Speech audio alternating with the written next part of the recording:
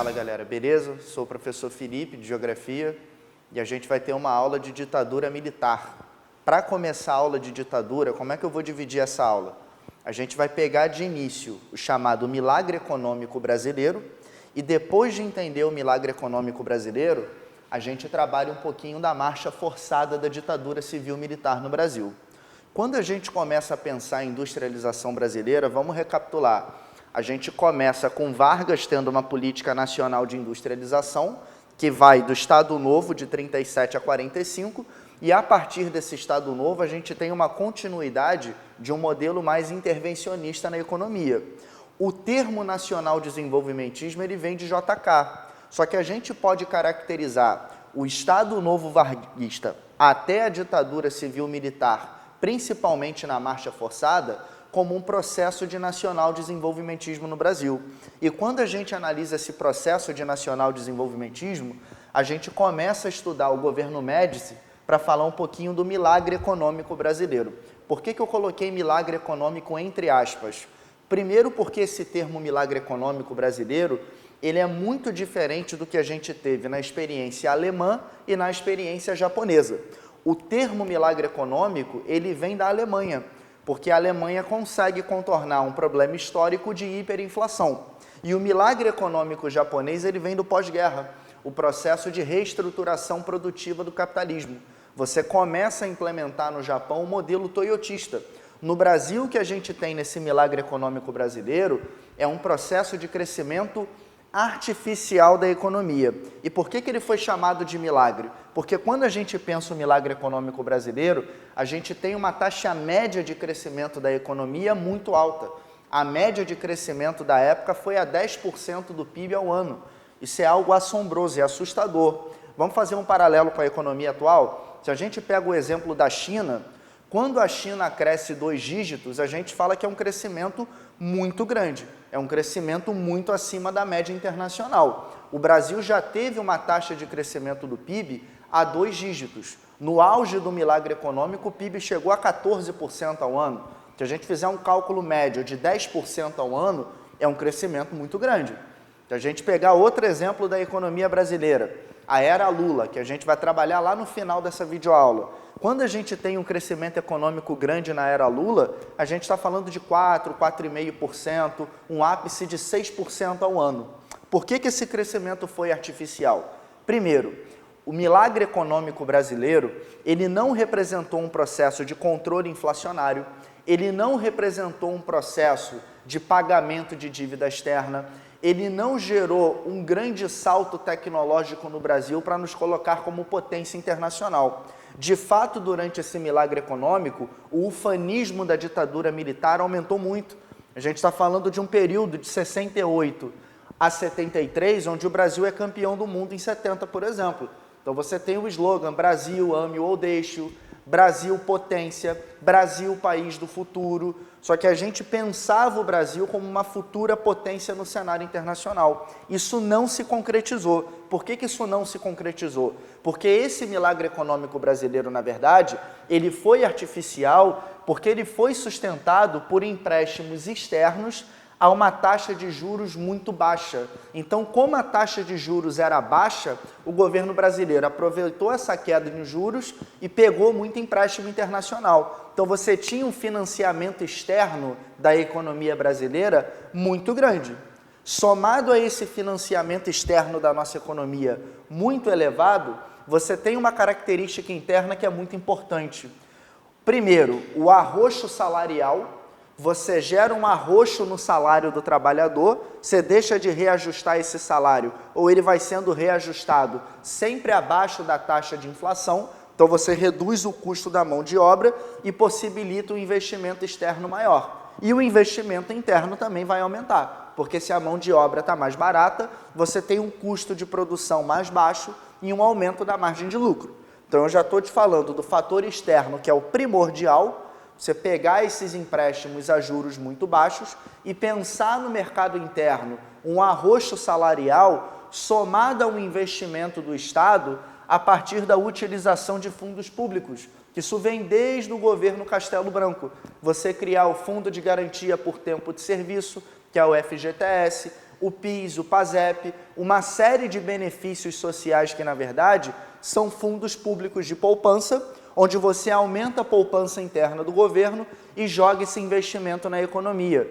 Aqui nesse milagre econômico brasileiro, a gente começa a ter uma política de obras faraônicas. Por que obras faraônicas? Obras de grande impacto, obras de infraestrutura, de integração do território brasileiro, que atendem ao sentimento fanista da ditadura militar de transformar o Brasil numa grande potência. Então, essas obras faraônicas, elas vão do milagre econômico brasileiro, que vai de 68, mais especificamente 69 a 73, e continuam no início do que a gente vai ver daqui a pouco, que é a marcha forçada. Exemplos de obras faraônicas: a rodovia transamazônica, a ponte Rio-Niterói, que na verdade o nome dela é Rodovia Presidente Costa e Silva. A gente pode pensar na hidrelétrica de Itaipu, que à época era a maior usina hidrelétrica do mundo, essa binacional Brasil-Paraguai. Então a gente tem uma série de obras no território brasileiro que vem no bojo desse milagre econômico no Brasil.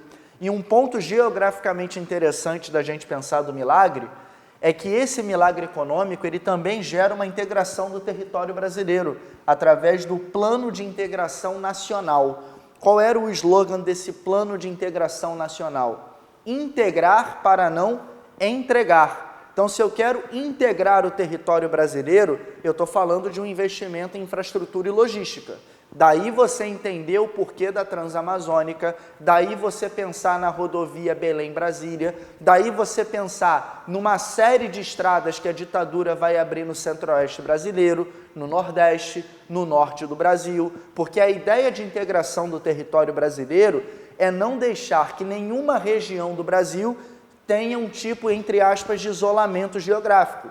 Claro que você já tinha uma integração da Amazônia ao território brasileiro. O que a ditadura vai pensar, numa visão de geopolítica da Amazônia, uma prática estratégica do espaço é: eu aumento a integração da Amazônia, transformo a Amazônia numa grande fronteira econômica, aproveitamento hidrelétrico, por exemplo, assentamentos rurais, daí a criação do INCRA, o Instituto Nacional de Colonização e Reforma Agrária. Você está colonizando o quê? O próprio território brasileiro. Na verdade, você está colonizando a Amazônia.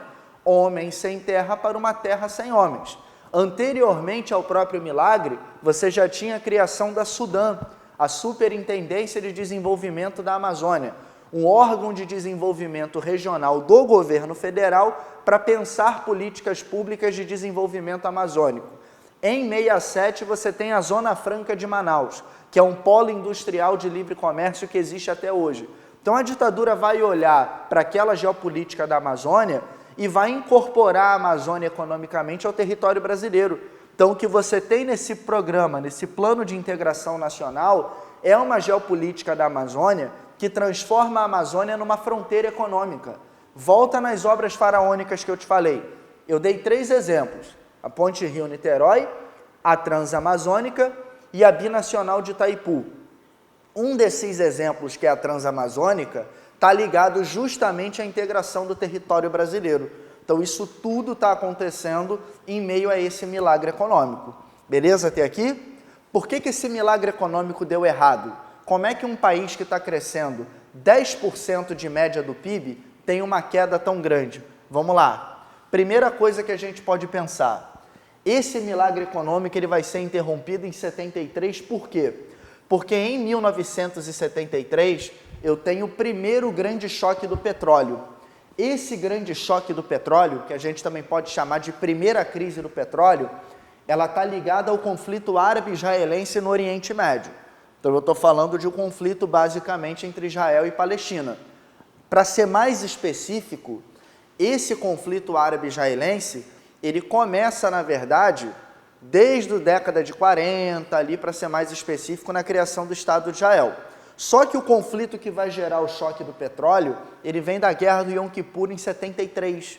Em 73 eu tenho uma guerra chamada de Guerra do Yom Kippur, que na verdade é o dia do perdão, se a gente pensar em hebraico, e essa Guerra do Yom Kippur gera uma reação da Liga Árabe para tentar fazer a economia de Israel e do Ocidente sangrar.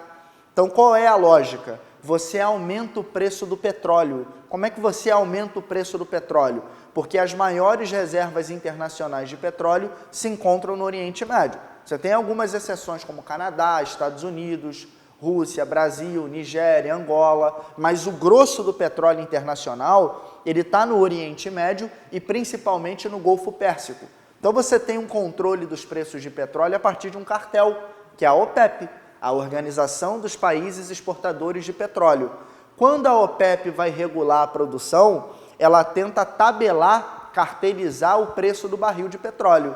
Só que quando você freia a produção, lei da oferta e da procura, a oferta de petróleo vai diminuir. Se a oferta de petróleo vai diminuir, mas você ainda tem muita demanda de petróleo, e o Brasil demandava muita energia para manter esse crescimento econômico, para manter uma industrialização de base que estava se ampliando, para desenvolver um parque produtivo nacional, você precisa de muita energia. Se esse petróleo encarece, o custo de produção vai encarecer também. Se o custo de produção vai encarecer, você tem um problema de desenvolvimento econômico. Então, esse choque do petróleo, ele dá o fim ao milagre econômico brasileiro. E quando o milagre econômico brasileiro tem um fim, o reflexo desse crescimento artificial é o aumento da desigualdade social no Brasil. Tinha uma metáfora na época do ministro da Fazenda, que era o Delfim Neto, que ele comparava o milagre econômico brasileiro a um bolo. Ele falava que a população tinha que ter paciência, esperar esse bolo crescer. Na verdade, você estava botando fermento nesse bolo, porque quando esse bolo crescesse, cada cidadão brasileiro teria uma fatia desse bolo. Por que ele usou essa metáfora? Porque no próprio milagre econômico brasileiro, críticas começaram a surgir. A gente está tendo um crescimento econômico que não está se refletindo na melhora das condições de vida da população. Pelo contrário, a desigualdade está aumentando, o salário está sendo arrochado e a gente não está vendo efeito prático nesse crescimento do PIB. Daí a metáfora do Delfim Neto de comparar o milagre econômico brasileiro a um bolo que está crescendo. Só que, na verdade, esse bolo cresceu, mas a maior parcela da população brasileira não teve direito a uma fatia desse bolo. Beleza até aqui? Então, acaba o milagre econômico brasileiro de 68 a 73, durante o governo Médici, e já no governo Geisel, a gente tem a chamada marcha forçada, que ela começa em 74 e vai durar até 79. Por que marcha forçada? Se eu estou te falando de uma marcha forçada, é porque mesmo com a crise do petróleo, a ditadura civil-militar no Brasil tentou, através de um intervencionismo estatal ainda mais forte, retomar o crescimento econômico brasileiro. Então, como é que você tenta fazer isso, Felipe, numa conjuntura de crise? Vamos lá. Durante o milagre econômico brasileiro, a gente teve o primeiro PND, que foi o primeiro Plano Nacional de Desenvolvimento. Olha o desenvolvimentismo aí do JK. Na marcha forçada, a gente tem o segundo PND. Só que no segundo PND, no momento de crise, o Estado ele aumenta a intervenção na economia. A intervenção aumentou tanto, que chegamos ao ponto da ditadura militar brasileira estatizar algumas empresas privadas. A gente está falando aqui no Rio de Janeiro. Vamos dar um exemplo da Light, que é uma companhia de energia que todo mundo conhece, quem é carioca pelo menos vai conhecer. A Light, ela foi estatizada nos anos 70 pela ditadura militar. A Light só foi privatizada nos anos 90. Como é que você tem um processo de estatização? Porque esse processo de estatização é uma tentativa do governo regular a economia e o próprio Estado brasileiro se tornar indutor do crescimento econômico. Então, no momento de crise, eu aumento a intervenção do Estado. Por isso, uma marcha forçada. Nessa marcha forçada, o Estado aumenta os gastos na economia e, conforme o Estado vai aumentando os gastos na economia, você tem uma implementação de um novo parque produtivo no Brasil, você sai daquela indústria de base e tenta desenvolver uma indústria de bem durável, tenta desenvolver uma indústria de bens de capital, tenta gerar corredores de exportação, inserir o Brasil nessa economia internacional. Só que por que essa marcha não vai dar certo? Da mesma maneira que o milagre econômico sofre com o choque do petróleo, em 79 eu tenho um segundo choque do petróleo. Então, se o primeiro choque do petróleo marca o fim do milagre econômico brasileiro, o segundo choque do petróleo, ele vai ser uma ruptura nesse processo de marcha forçada. Então, todo o investimento do Estado em infraestrutura, diversificação da matriz energética, vou dar um exemplo, exploração offshore da Petrobras. O que é exploração offshore? A Petrobras sai do petróleo continental e vai explorar petróleo oceânico, que é a ampla maioria das nossas reservas. O pró-álcool, que é um programa de desenvolvimento do etanol, o álcool combustível, a expansão da energia hidrelétrica no Brasil, a continuidade da implementação de rodovias, a reestruturação da indústria naval brasileira. Todo esse processo associado à marcha forçada, ao segundo PND, ele vai ter um choque com a crise do petróleo. E antes da crise do petróleo, você já tem uma mudança geopolítica muito importante. Os Estados Unidos passam a reduzir o seu apoio às ditaduras militares da América Latina. Então, quando eu deixo de ter um aporte externo, ainda que político forte, somado a mais uma oscilação no preço do petróleo, a gente vai ter o fim dessa marcha forçada. Beleza, galera? Agora eu vou apagar o quadro e no próximo vídeo a gente continua a aula.